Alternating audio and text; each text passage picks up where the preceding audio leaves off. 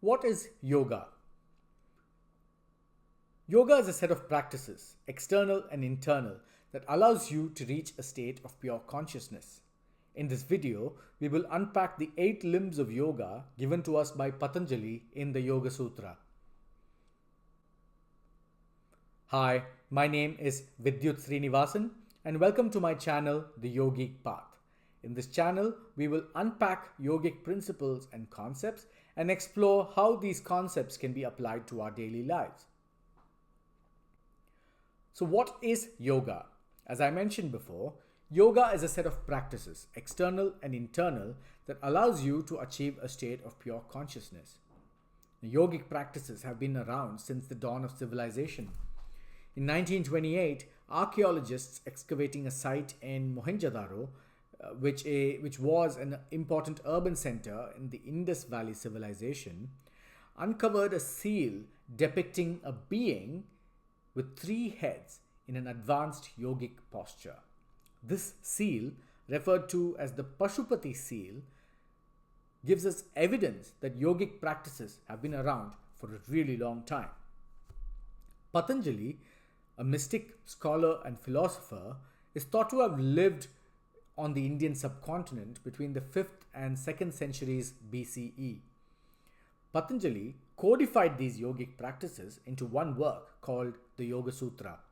The Yoga Sutra is divided into 4 chapters and comprises 196 verses. Patanjali gives us the 8 limbs of yoga in verse 29 of the 2nd chapter. And the 8 limbs are Yama, Niyama, Asana, Pranayama, Pratyahara, Dharana, Dhyana and Samadhi. Of these, the first 4 are external practices and the last 3 are internal practices. The 5th stage is a transitional stage or an intermediary stage between the external and the internal practices.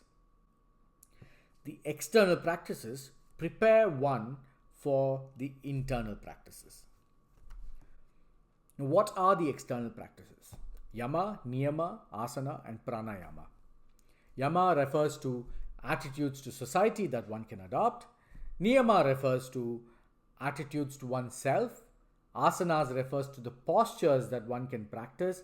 And Pranayama refers to the regulation of one's breath to transform unconscious breathing patterns to conscious breathing patterns.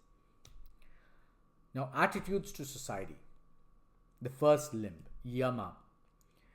Patanjali gives us 5 attitudes that we can adopt, and these are Ahimsa, Satya, Asteya, Brahmacharya and Aparigraha. Ahimsa refers to non-violence. Satya refers to speaking the truth. Asteya refers to being non-covetous or not coveting somebody else's property.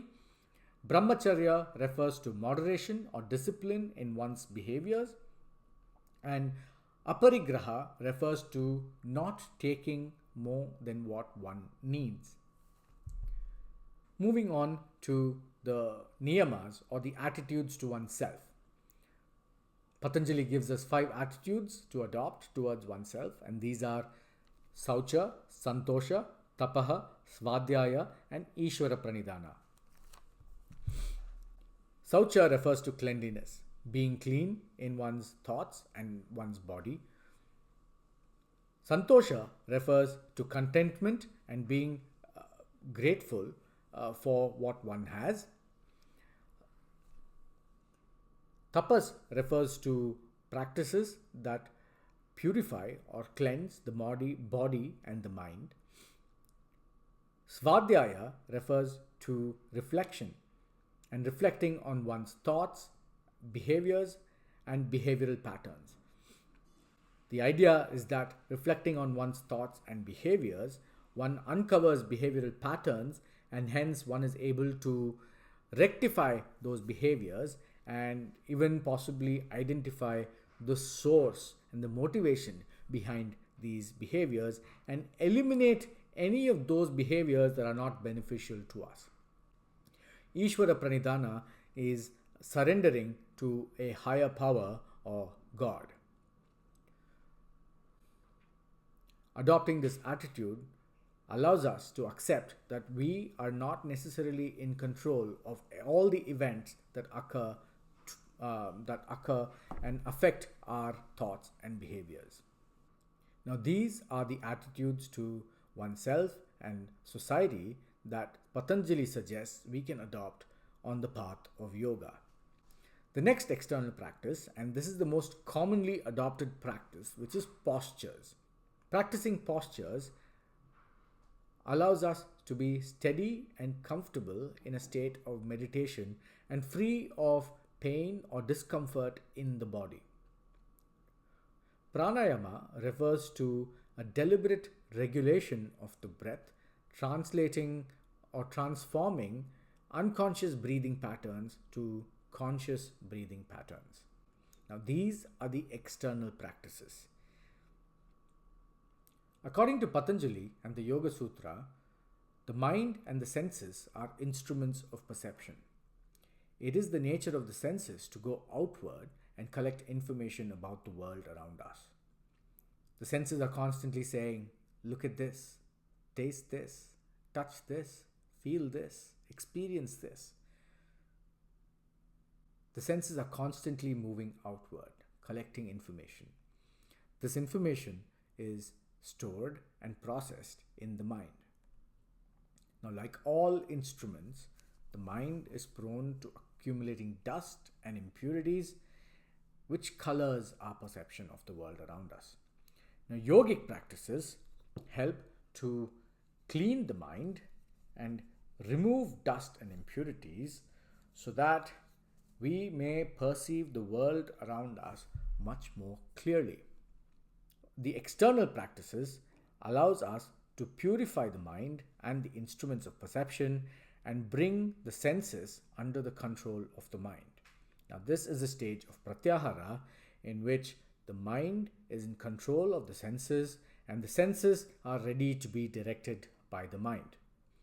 The next stage is dharana, and in this stage, the mind has the capacity to focus on one object. And in the next stage, which is called dhyana, a connection between the object and the meditator is established, allowing one to grasp the nuances of the object. In the final stage, or samadhi, there is complete immersion or absorption with the object of meditation. And there is no distinction between the meditator and the object of one's meditation. Now, these are the 8 limbs of yoga given to us by Patanjali. Patanjali gives us the outcomes or the benefits of following the 8 limbs of yoga in verse 28 of the second chapter of the Yoga Sutra. The verse goes, Yoganga nushtanat ashuddhikshaye jnanadiptihi avivekakyatehe. And this could be interpreted as, by being firmly established in the 8 limbs of yoga, impurities are reduced and the light of knowledge shines within, and one has access to continuous, immeasurable knowledge. If you like this interpretation of the Yoga Sutra, like and subscribe for more such videos. My name is Vidyuth and you're watching my channel, The Yogic Path.